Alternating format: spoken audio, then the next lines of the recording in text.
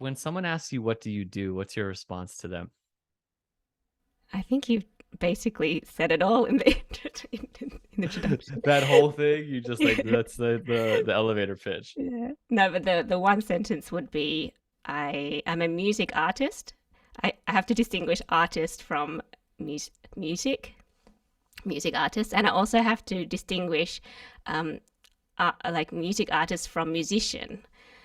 Because if I say I'm a musician, immediately the next question is, do you play in an orchestra? Do you teach? And that totally gives the wrong impression. So I say I'm a music artist, so people get clear that I make my own music, and then I follow along saying I make ambient cello music for meditation.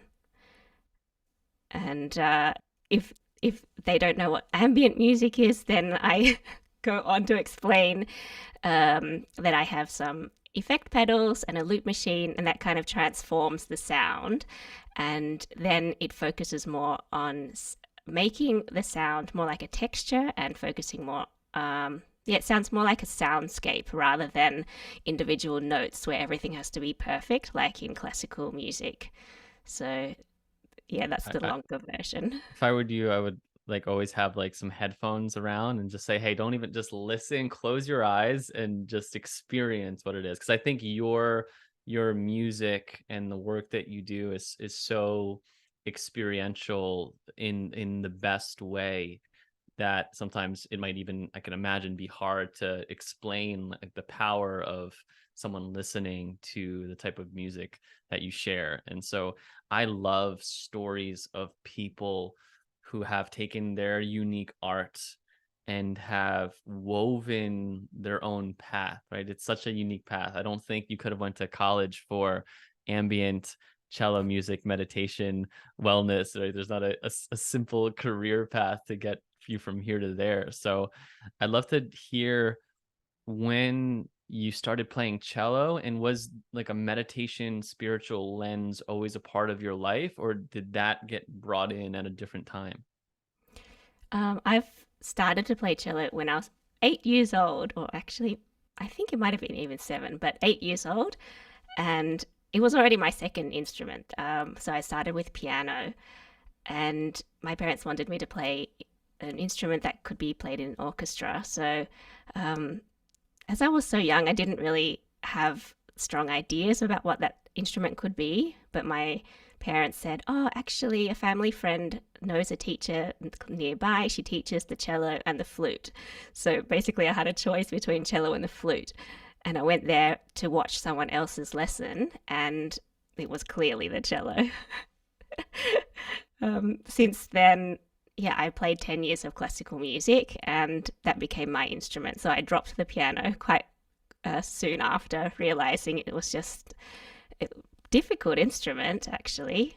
People would say string instruments are difficult, but for me, it wasn't the case. And meditation came on my path only in 2016, or maybe a little bit earlier. It was like one time there was at work a mindfulness class of 20 minutes, and the guy had said, "Okay, just sit in the chair and feel what there is to feel." And I was shocked. Like, I've never actually um, stopped to even like be mindful about what my body is feeling. So that was like mind blown. And then in 2016, I went for my Vipassana retreat, the silent meditation retreat. And then that kind of became the basis of the life that I wanted to live, to have a meditation practice and live more mindfully and aware. And yeah, so it was quite a different timeline to the cello. So what were you doing at your corporate job? Well, I studied marketing back in the days, and then I went on to study digital marketing, and then I was at the brand Adidas, the shoe Sure. sports brand, and I was there as a social media manager. But at the beginning, I was community manager, which means like just basically at the time replying to tweets. So back then it was like Twitter was the big thing. So I was like replying tweets all day and then, posting on Instagram and Facebook and everything. And yeah, it was the best job in the world. I thought I got to go to amazing places around the world, also, like New York City and London and Berlin, to travel to the events. And we also worked with Justin Bieber and Selena Gomez. They were our like ambassadors. So it was really fantastic. That's so funny. We actually share a really weird connection in that I worked for Puma, but I worked for their like golf division in San Diego. And so Puma, for those that are listening, don't know, Puma and Adidas were actually founded by, I'm pretty sure they were brothers who broke off and developed their own brands that are obviously big and, for different reasons. And I think Adidas is much bigger than Puma at this point. But so I was doing the same things.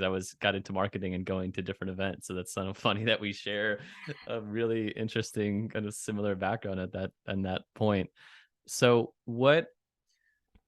when were you like, okay, I am learning meditation, I'm wanting to bring more mindfulness to my life? Are you still playing cello at the time? How do these two things at some point can come combined? Yeah. So during the time that I had marketing was the main thing in my life, I played cello in a more pop music or modern way. So I gave up classical music soon after I was 18 and finished all the exams. So I always played the cello on the side, mostly with other people in different bands and collaborations. And then with my job, it was, I don't know if it was like the stars aligned or something, but I got made redundant. And then I had the chance to think about what I wanted to do next. Oh no, I forgot actually one thing. So I was reaching already some kind of yearning to do something different in my job. And none of the other companies around me were really, that appealing. And I don't know, I was just feeling kind of flat. And then I wanted to go on a sabbatical. So that's when I took the sabbaticals 3 months. And then that's when I did the Vipassana retreat. And then on the sabbatical, I got made redundant. Like I had only, when I came back, I had 6 or 3 months to find another job or go away. So it was like everything was kind of happening at once. And yeah, I just decided to take the money and run, so to say. Yeah.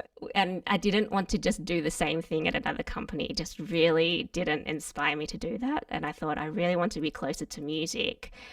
And so I had a lot going on trying to work out what that path was. And I read the book The Artist's Way. Do you know it? Yeah, of course, for their camera. Yeah. So that book basically changed my life and got me on the path of wanting to be a music producer. And then I decided to study sound engineering and music production for a year at Abbey Road Institute in Amsterdam. And that was the start of the new chapter. And so where does starting to create these tracks, like, are you already creating these tracks at the time? Where are you starting to put them? How are you starting to get it out there? Did it start on Spotify? When does Insight Timer come into the picture? Yeah, take us there. Yeah, while I was studying, actually, I didn't even consider making my own music yet on the cello. It actually came after. So after the study, because it was my dream to be a music producer, I still had the idea I was going to work in corporate, as in I wanted to work for a music agency that made music for advertisements. That was the goal. Like that was the ideal, like connecting point, like the next step. And then I realized, oh, after I started applying for the jobs, I just realized I didn't have those kind of skills, and I also didn't want to be in an office anymore. So then I kind of had to take a step back and I thought, okay, what do I actually want to do next? And I didn't have a job then. So I thought, well, one path is to be an artist. I wrote down all the ways you can make money in music, and one of them was to be an artist. So I thought, okay, well, I don't have anything to do. Let's just try this route. Like the most crazy idea ever, because I just had no idea how to do it and how it would work out. Um, and then I was thinking, okay, what else do I want to do for the rest of my life? And it was cello and meditate. And this was like without the money thing, just what would I be calm doing every day of my life? And it was playing the cello and meditation. So that was when it kind of clicked, and it's like, okay, well, then I need to make cello music for meditation because any other cello music won't work out for me. I love that so much, to just think of like, what do we want to spend our time doing? I can even think in my own journey, and like I was so excited to just have a meditation room in a house, because I just wanted to meditate and write and read, and like that's all I wanted to do. And in some ways I do something like somewhat similar to that. I hope to do more of just meditating and reading like at a later date, I guess. I'm on screens a lot, and Mm. on calls like this a lot in different ways. But so that's amazing. So you're not thinking about money. You're just like, I love these two things. I want to bring more of these into my life. Can these things come together? And then are you starting, when is the first like, do you have your first track? Like what is like your first track ever shared or created? Yeah, so after I made that decision, and back then, like the initial idea was the idea of coming together with a cello and meditation is without the money thing. But then, the reality hits, and I'm choosing this as a career. So from that moment on, I was like, all right, now you have to make this work. Now you have to actually try. So I made my first album in 3 weeks. I just pressed the record button, improvised, like I concepted it, and then I improvised and edited it, put it out there. And then shortly after, a friend of mine who I was talking with over a coffee, um, I told her about the concept of the songs, and she said, "Oh, I'd love you to play at an event I'm organizing." And so then soon enough, I had my first performance. So it kind of just went really quickly. And I saw how the audience reacted. It was an old church in kind of a hippie neighborhood in the Netherlands. And it was an electronic dance party. And I was playing in between the DJs. So it was a cool, really cool thing. And as soon as I started playing, and my music is really slow, everyone just became quiet.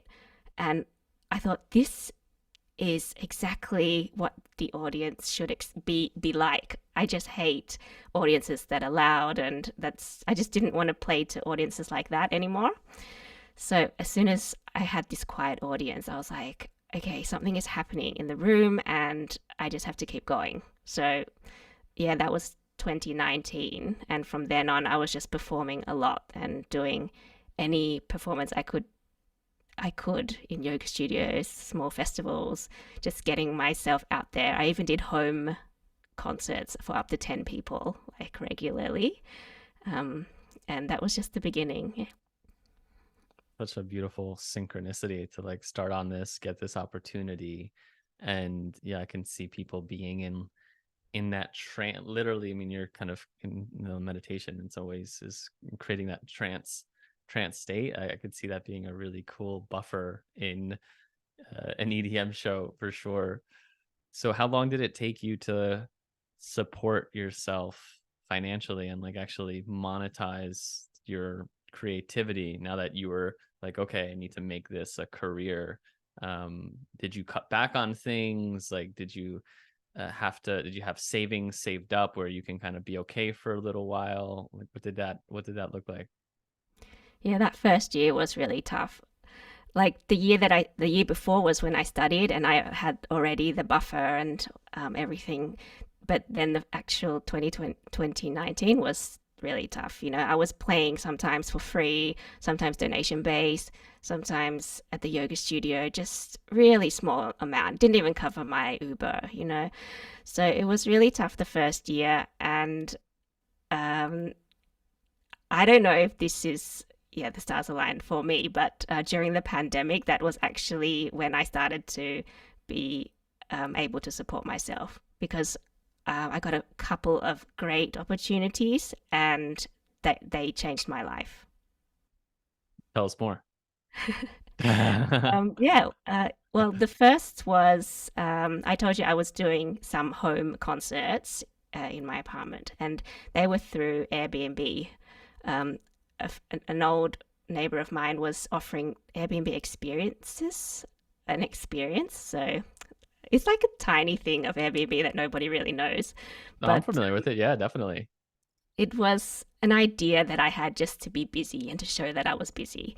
So I was offering all these home concerts throughout 2019. And it wasn't very successful, but I was showing that I was busy, and that was the main point.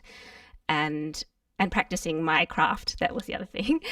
And then when the pandemic hit, I basically got an email from Airbnb saying, "Hey, we like your experience. We want to know if you want to be one of the first 50, was it 50 hosts to go live on our online like experiences platform."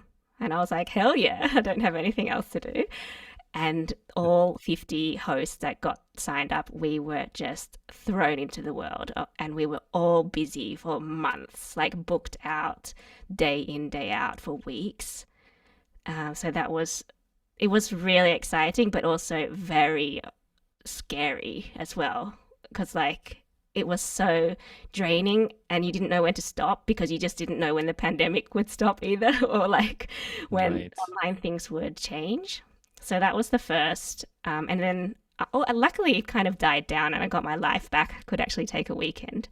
um, then Insight Timer, I think I also got contacted. They wrote to me and they said, "Hey, would you like to offer a course on our platform?" I was already a teacher there offering cello music, but yeah, they asked me to do a course, and I said I would love to.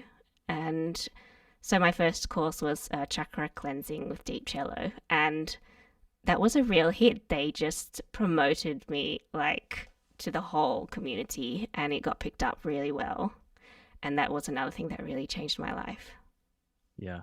Yeah. I love hearing people's insight timer stories as being someone. Obviously that channel has been a huge catalyst for me in so many ways. And courses are definitely a big piece of that, and they continue to evolve in different ways.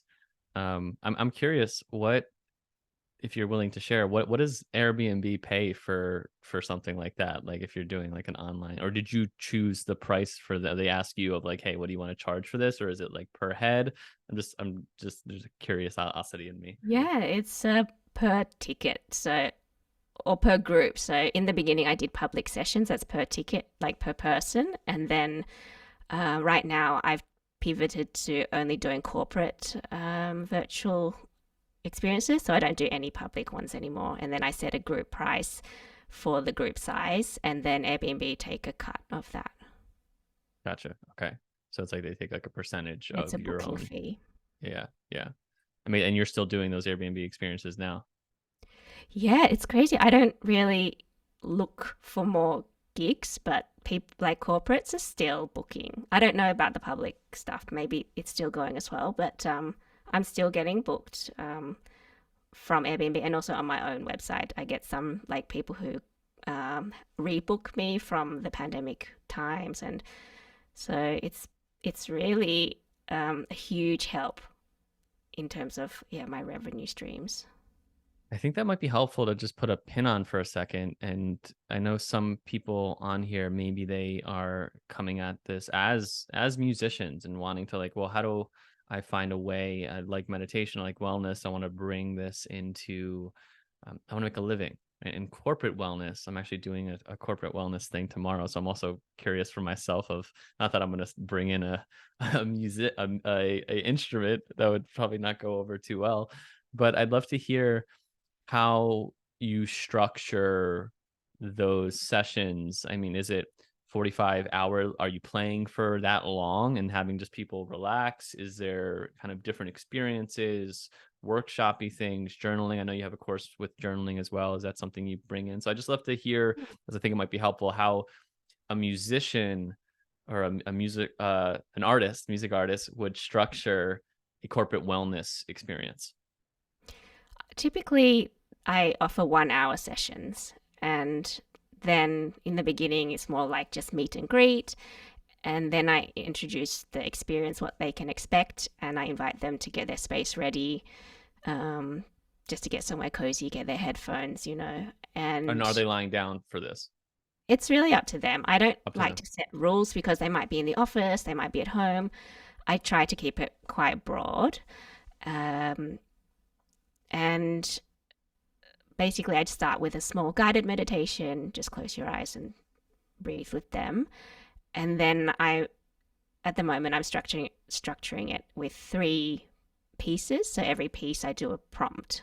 So the first one, for example, could be gratitude theme. So I introduce a theme, and then for 10 minutes, I will play a piece. So I never talk on top of the music. It's just more like a thought starter, and um, then I give the music space to be alone.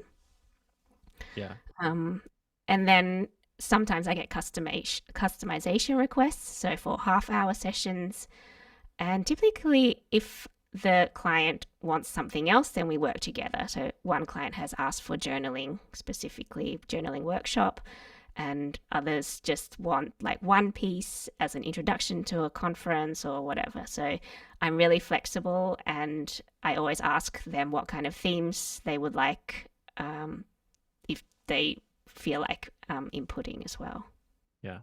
So three, you're kind of taking a break for a second, introducing a new theme, going into the next portion of it, and you're in the moment with the music, right? Kind of channeling the music through you. It's not like you have a prepared set that you're actually playing as far as music wise, or maybe you do from ones that you have channeled and you bring in, or is it yeah, you're just kind of in that experience, letting it through.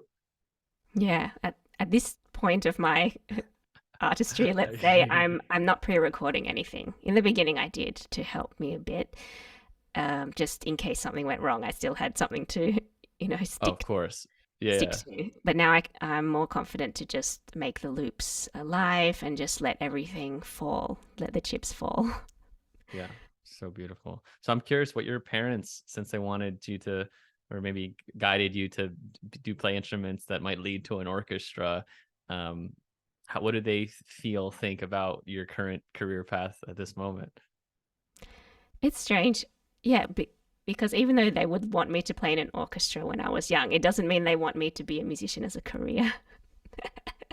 And that's a typical, like, immigrant background, or Chinese background, parents. They just want their kids to excel at everything and have the opportunities they didn't when they were young, which I'm absolutely grateful for.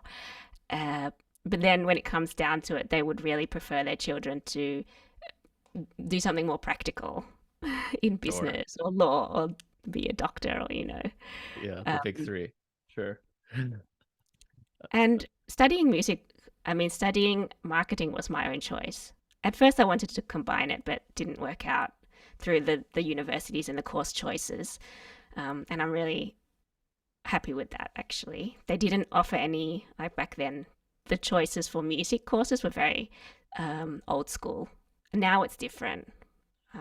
But yeah, back then, I was quite happy just to study whatever. And I think now my parents, yeah, they were a little bit surprised and a bit worried.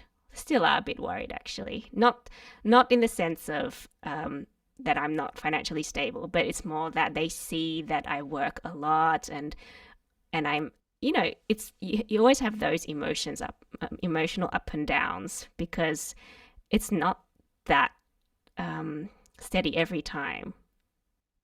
Like there are certain incomes that I have recurring, but it's not like the exact amount that I can expect.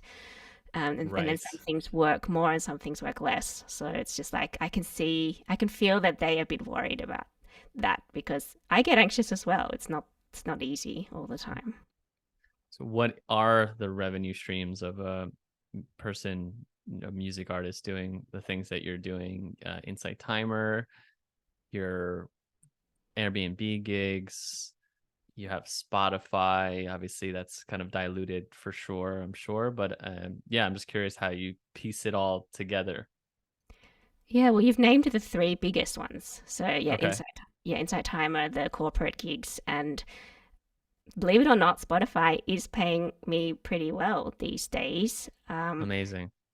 And well, if you look closely at the data, it's not my original music that is getting all the streams. It's actually a project that I have with a friend, and we make cover songs. He's a wedding pianist, Benny Martin, piano player from Australia, actually, and we Oh, do fun.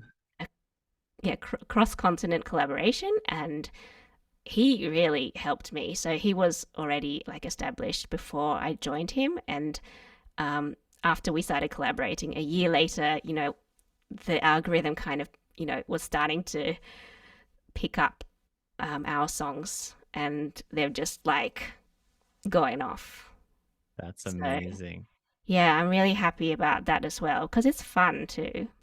Yeah, I mean, that's the dream. And I think to just create, have it out in the world and keep just getting paid for stuff that you created and get to create more, like that's, I think it's a dream for me. And I get to have some sense of that, especially with like the content and meditations for sure. And so, yeah, having that cross pollinate in different ways is, I saw you also doing stuff on YouTube. Have you been able to crack the YouTube code at all with the stuff that you're doing? Yeah, that algo, no. I actually just stopped it, not like gave it up for good, but I Sure. mean, I used to, from the start of the year, I had quite a strict plan for myself to upload a video every Friday with a newsletter. And I've been really dedicated. I think I've even done it for 2 years, but this year I incorporated also Bandcamp into the mix, and, also trying to get memberships going and seeing if I could also get monthly subscribers as well, and see if I could build an audience there on Bandcamp or YouTube. And it just hasn't picked up like the Spotify. Yeah. It is growing, but it's so slow. And then um, I just had to stop it because I didn't have time for any other projects, and it was kind of eating my joy because I Yeah. was so focused on the editing, the admin of it, and um, it's hard as when you work for yourself to be persistent in something and to know that if you keep going on something, it's going to work out. But also to stop something, it's also hard, and not to beat yourself up about it because it's also the right decision. Yeah, that's a great question. It's like, how do we know that to keep going? How do we know that it's like maybe we're just in the dip and we're just so close to something kicking off? And how do we know when to say no? And it sounds like maybe I'm projecting a bit. Is it just like you to like not have like where your energy is, like where your excitement is, like where you're not getting excited about? And I've seen some of your YouTube videos. I mean, there's ones that are feel like super well produced. You're in, abandoned buildings, like doing like a very like serious kind of film production of it, which is amazing. But also, I can imagine so much time consuming for that piece of content. So was it like just, I guess that's also just a lesson for anyone listening, like to know when to stop something and when to keep going. Like, was it, what's the inner experience of that? Um, I'm not really. I think it's just a feeling. Like I just have to keep checking in with myself. Hmm. Something doesn't feel right, but I'm not really sure what. And then having to face the truth of, okay, that is actually overwhelming me. Like thinking of spending that time every week. Like I'm losing my Friday evenings, basically. I lost the whole Friday evenings for the whole year so far. Because I would spend all day doing that. That was my Friday project. And in the beginning, it was supposed to be my creative Friday. That's what I called it. And in the end, it turned out to be an admin Friday in the terms of editing and just because I had prepared all the music stuff earlier, and I Got was it. just literally editing. Got it. So Got um, it. it's happened a couple times over the last few years where I really just had to stop stuff. And it's a hard decision, but you feel like, okay, I will just cut my losses. It's okay. Yeah.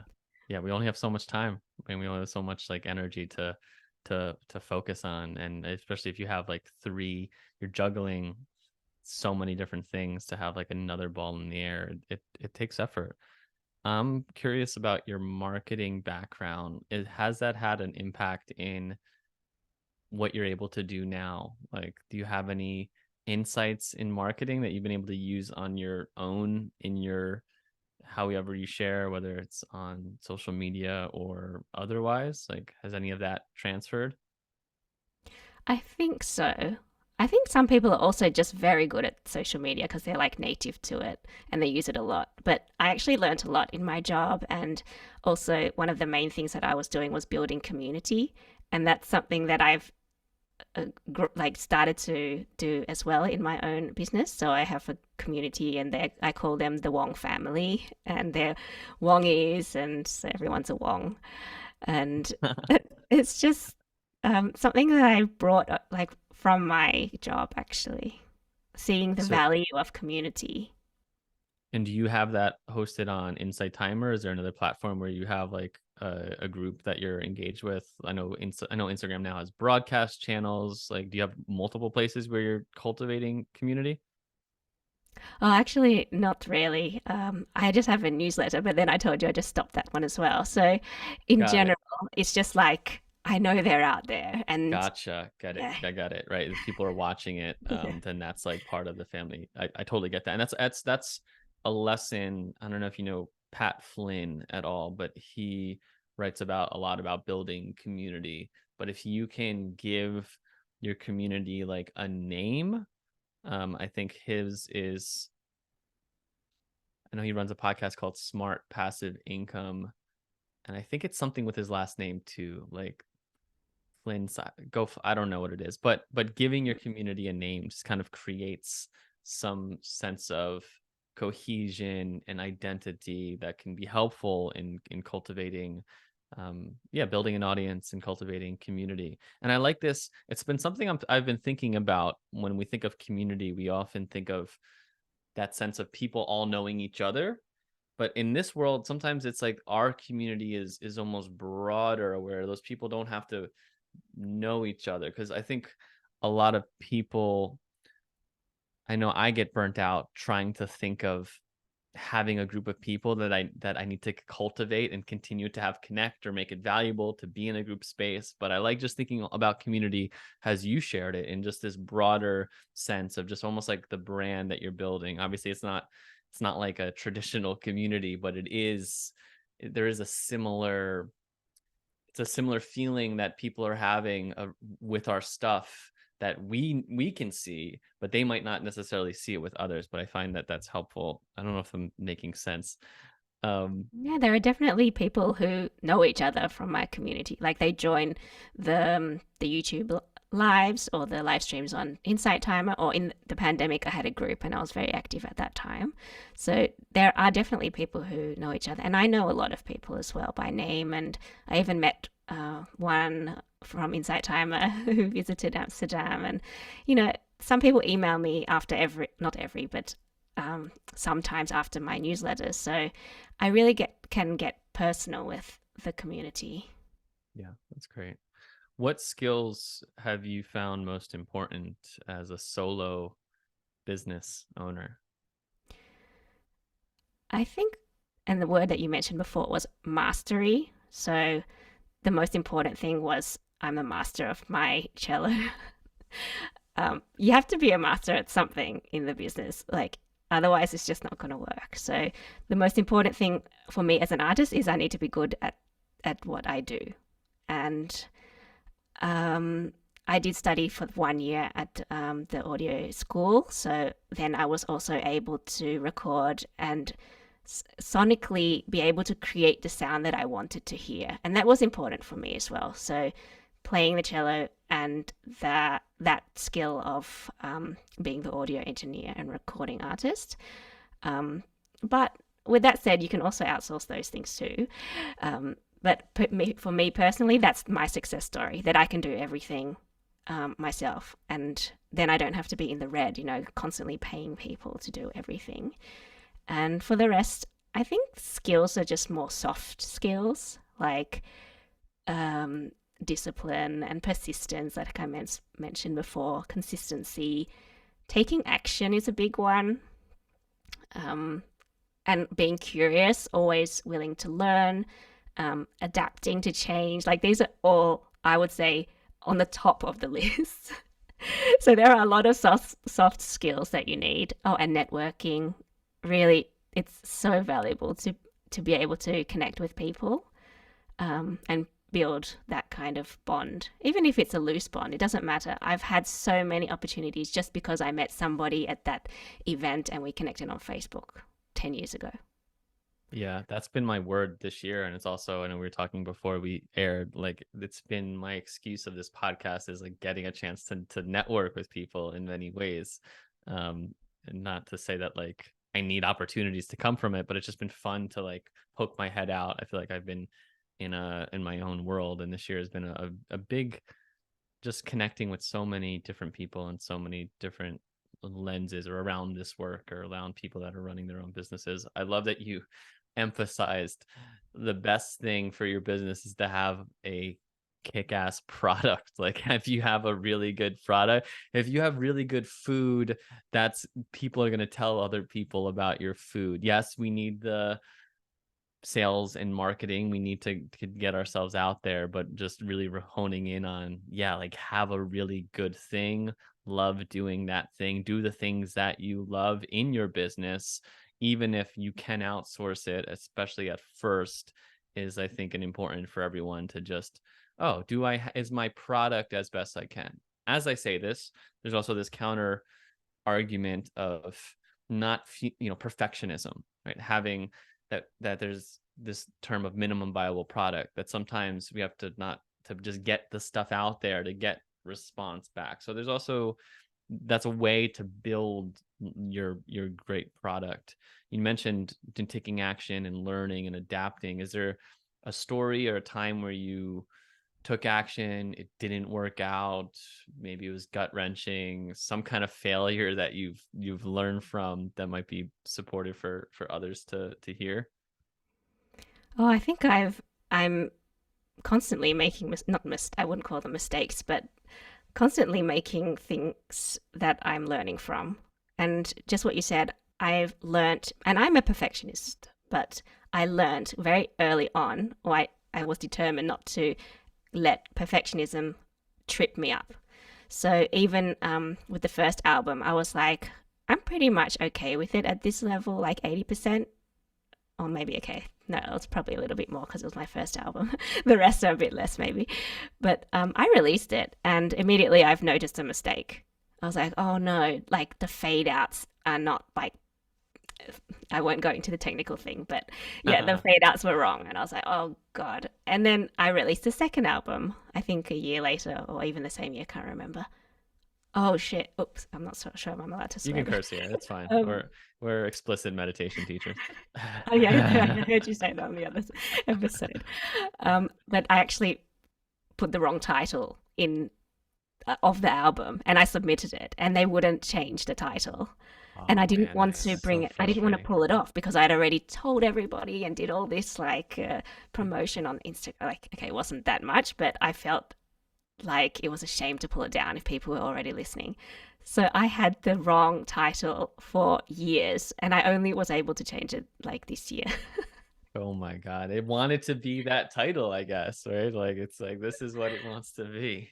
And the worst thing was that I, for some reason, decided, like on the first album, I didn't have any text, but on this album, I decided to actually put text on. So the title was different to the text.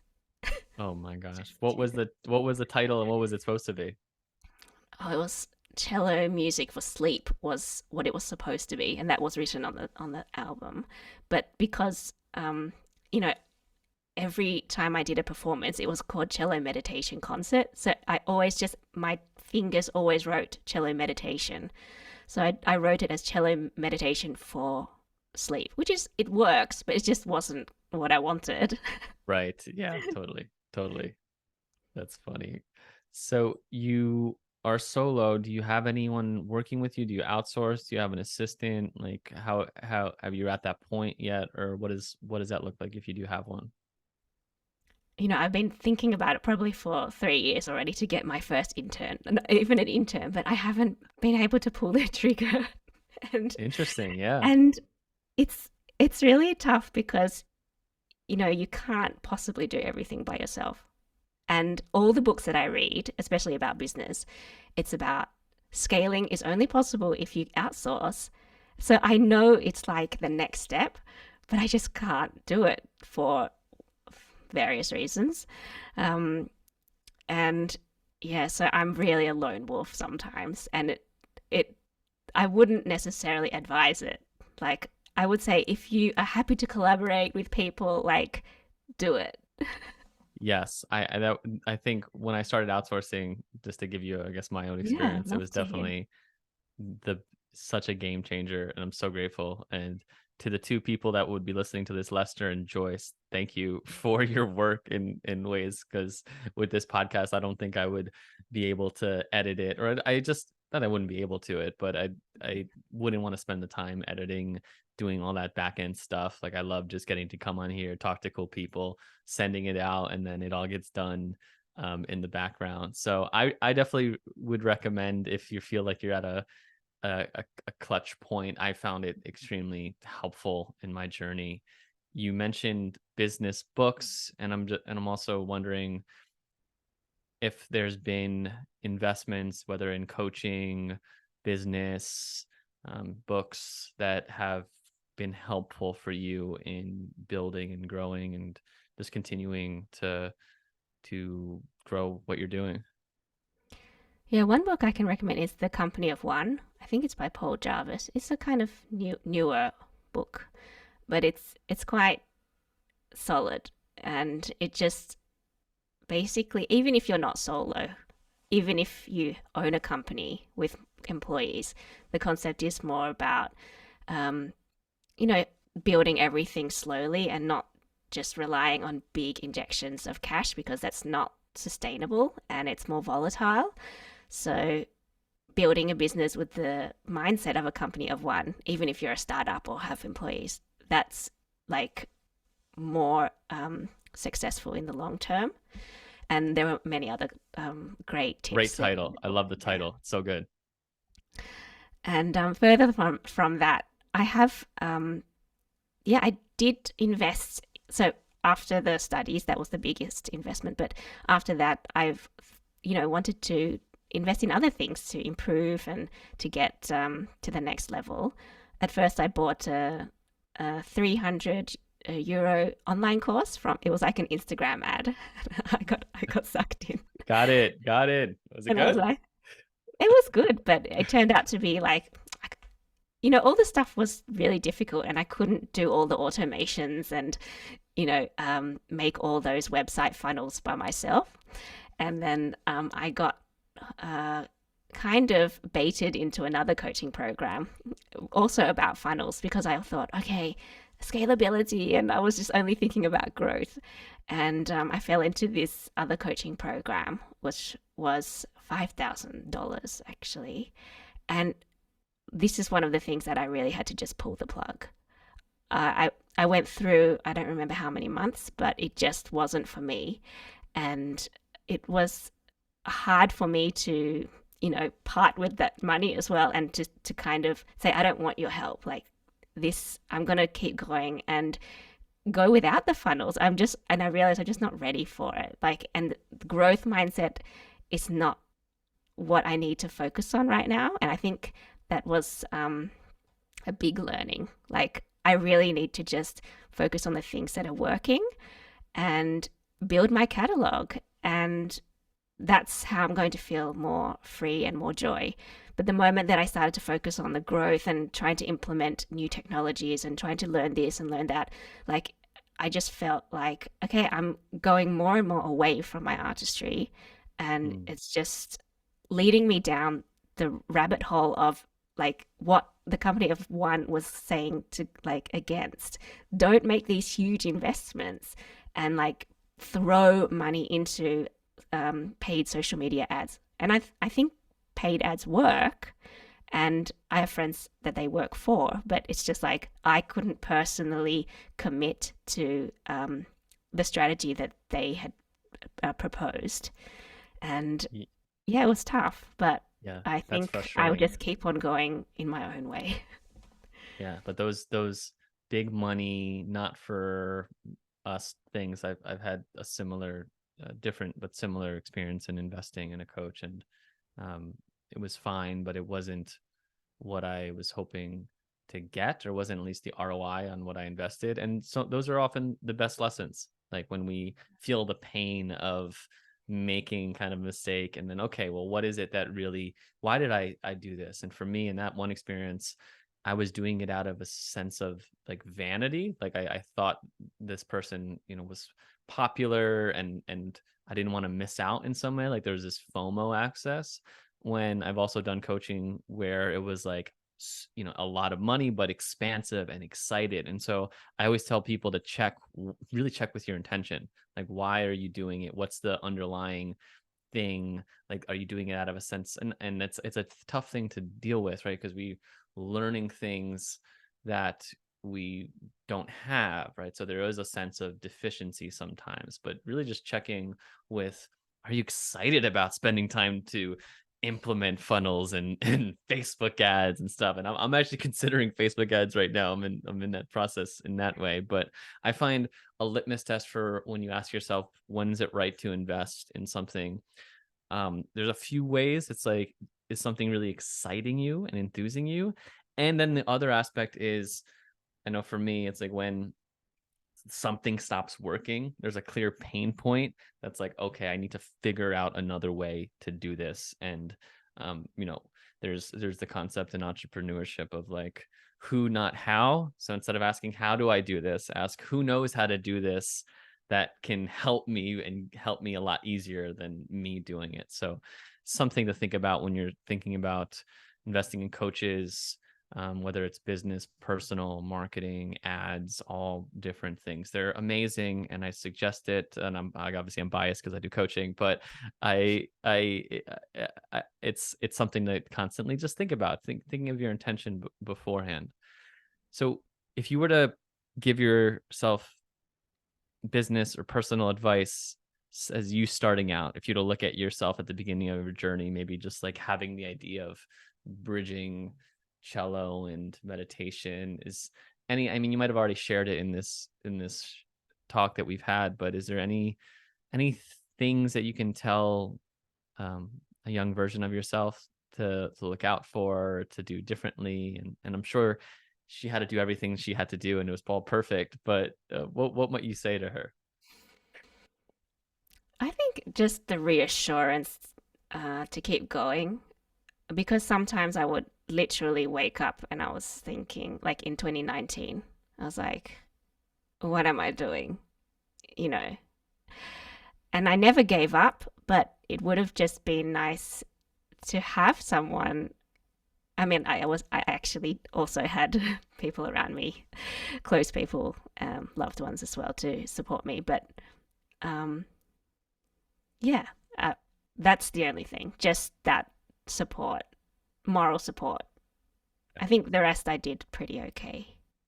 Yeah, I think that's the so big, to just stay in the game. Like if you're listening to this and you're feeling doubt, that's normal, natural. And I would just ask you, like, if this is something you want to do 20 years from now, or whatever the evolution of it looks like 20 years from now, spending 1, 2, 3, 4, 5, 6, 7, 8 years figuring it out, like it's might not, it might, you're gonna have to pivot obviously to different things, and you don't want to beat something that's not going to be working, but to stay in that, really there's not a failure. The only difference between people who make it and people who don't is just time and energy. Just if you just keep putting energy into it, I'm just a big believer in that.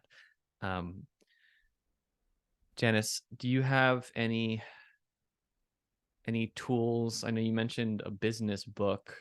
I don't know if you also mentioned The Artist Morning. Is there any other creative books, or even like technological tech technological tools that you use that maybe it's helpful for someone in their business or something to think about? I know I'm asking two questions at once. I tend to do that on this podcast. Um, no, I think those two were the main books. Um, One thing that also really helped me is not about artistry, it's in fact the opposite, but the old school marketing one, Think and Grow Rich, Sure. Napoleon Hill. I Yeah. I actually had the book for more than 10 years. Like my auntie gave it to me, and it just never was the right moment to read it. And I took it with me to Amsterdam when I moved here. And when I was like changing my career, I was like, now's the time to read it.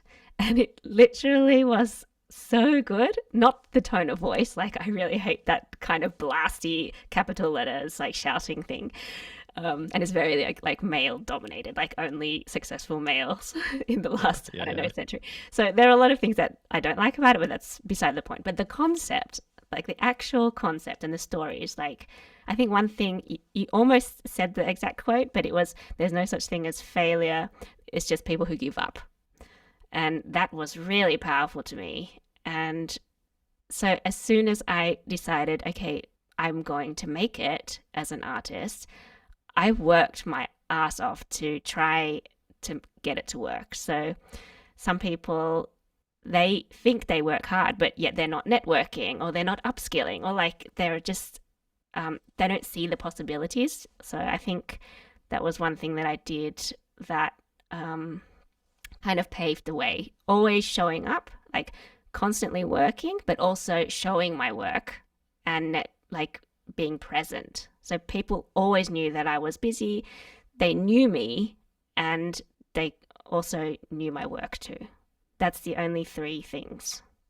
I love that, to show your work, because if people are that's even just marketing, right? To show the journey, show that you're doing the thing, show that you're out there, and people are going to associate you with, oh, when I need this thing, or if I'm looking for this thing, I'm seeing Janice like all around doing her thing. So it's a great insight in just that. So anything that we didn't talk about that you're like, Lou, I think this would be helpful for meditation guides, creators, artists, and if we've nothing comes to mind, you're welcome to share like what you're working on now, and how can people support you. I think one thing that I'd like to share to other um, anyone else out there, whether you're an artist or more in the wellness space, but um, is to, well, first be good at what you do. That's clear, but to also find one thing. Like I see it with my friends. They have some they don't like to choose, and they have too many interests in a career space. I mean, so it can be a bit too much for the audience to really understand what they're about. And I think that kind of paralyzes them to um, be known as the breathwork coach, or, or like if you're offering also that and that and that and that, it's like, hang on a second, who are you? Like, it's not strong. So, one of the things that I would really like to share is just to pick one. Of course, you're allowed to have other things. I also do cover songs. It's not like I don't do the others, but I just don't talk about it as much. It's like people know me as I'm blasting only my cello meditation music. Of course, I do other things. Yeah. Um, and it's also like, and even if you are a yoga teacher, but what's your point of difference? Like, there are so many yoga teachers. Even if you're a yoga nidra teacher, so what? Like, what can you do to be different? And that's what I'd really like to share, because I personally don't know anyone else in the whole world doing cello meditation full time. Like, if that's if that's not unique or a niche, then like I don't know what is. But I Yeah, I think might that associate you really and helps. Garth Stevenson. Oh yeah, yeah, exactly. We are, and like he's the double bassist. Like we don't even play the same instrument, thank God. Um, Otherwise, it would be a problem. But he inspired me early on. I was like, whoa, look what he's doing with his effect pedals. So yeah, he's definitely helped inspire me along the way. And I think it's valuable for people to know, like, dare to be different, and Yeah. that's how you're going to get somewhere. You must have looked at my website before this and giving that advice to me, even at this stage, because I feel like I do like so many different things and I have such a hard time saying that I do this for this type of person and this is the type of coach I'm at. And that's actually the barrier that I find myself coming against of really getting clear and staking myself as this type of thing. So thanks for another nudge from the universe to to lean in and figure that out, because I think it is important and helpful. Um, and it doesn't mean that you're saying no to everything. It's just, yeah, right now, this is what you're associated with, and it branches off from that. So amazing, amazing advice and wisdom. And yeah, what are you creating? What's exciting you now? Literally, like half an hour before I got on this call with you, I finished off my next course on Insight Timer. Yay! Yay. Yeah, it's been actually 2 years in the making. I've been sitting on it for a while just because it didn't feel right. I couldn't get the concept right, and but the music, like the sounds, were recorded 2 years ago. I recorded sounds in Sardinia, in a Mediterranean island, and it's all based on water. So like rain sounds, streams, like river stream, and also like sound of the waves. It's all based on how to be like water, based on Taoism. And yeah, I guide them through eight lessons of how to be more like water.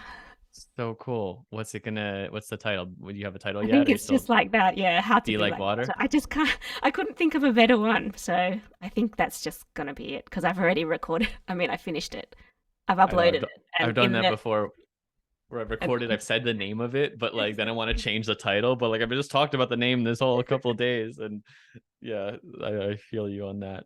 Yay, exciting! Definitely go follow the Wong Janice on Inside Timer if you haven't, and her albums on Spotify, Instagram. Is anywhere else you want to send people to? That's the main, but YouTube because I need more followers there.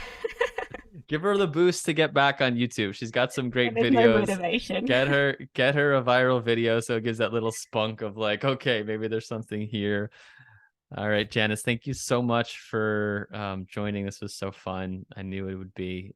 Thanks for sharing your wisdom and your artistry and your gifts and being an example. Like, just I can't say this enough that you're an example of finding your unique path and um, helping people, right? Being of service through that. And so I have great admiration for you and just what you're doing in the world. So thanks for sharing time here. Thanks so much, Lou. It was my pleasure. And all the best to you as well. Yeah, take care, friends.